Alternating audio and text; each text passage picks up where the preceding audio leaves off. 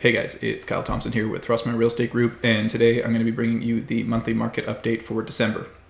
We're going to be covering all property types today.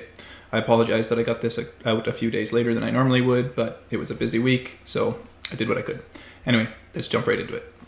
Last month, we had 213 new listings. We had 126 new sales. The average list price was $683,942. Whereas the average sale price was $645,820.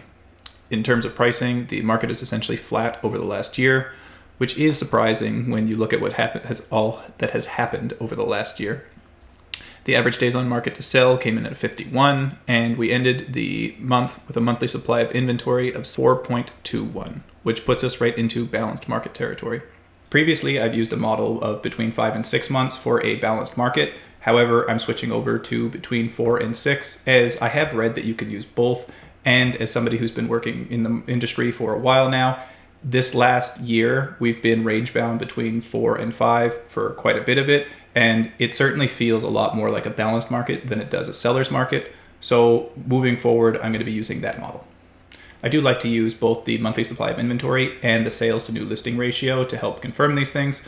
So when we take a look at the sales to new listing ratio, we see that last month we came in at 59%, which is right on the cusp of neutral and seller market territory. One thing to note about the sales to new listing ratio is that when there are only a few listings coming onto the market in a given month, it can skew the data pretty drastically. Look at December of last year, for example. It looks like we were firmly in seller's market territory, but in reality, it was that December had very few new listings, so that it threw the ratio off. You'll be able to see that for yourself in the next slide. This is why I like to use both measurements, as the monthly supply of inventory uses a trailing 12-month average, so it's less susceptible to spikes, whereas the sales to new listing ratio is generally more indicative of what's happening in real time, but it is more susceptible to giving off false readings. Anyway, let's move on. Taking a look at the inventory, sales continue their downward trend for the 7th month in a row after peaking in May. We've also been seeing a trend of higher expired listings every month for the last 5 months. Last month was the highest ratio of expired to sales since last year in December.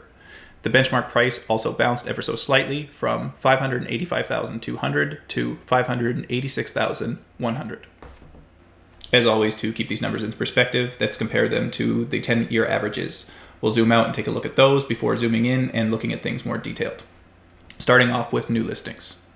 So far, year to date, we've had 3,394 new listings, which is about 6% below the 10-year average of 3,619. If we jump over and take a look at new sales instead, so far this year we've had 1,862 new sales, which is about 18% below the 10-year average of 2,264.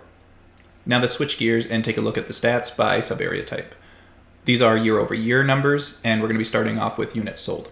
As you can see, the areas with lower sales volumes obviously have larger year-over-year percentage changes, as it takes less of a change to have a large effect. With that in mind, most of the higher sales volume areas like Brock, Sahalee, South Cam, and Westside have held up pretty well, each being down less than 6%. Whereas areas like Aberdeen, Juniper, Valley View, Batch, and Barnhart Vale are all down between 15 and 31%. And Sun Peak's taken the hardest hit, with sales down just over 50%.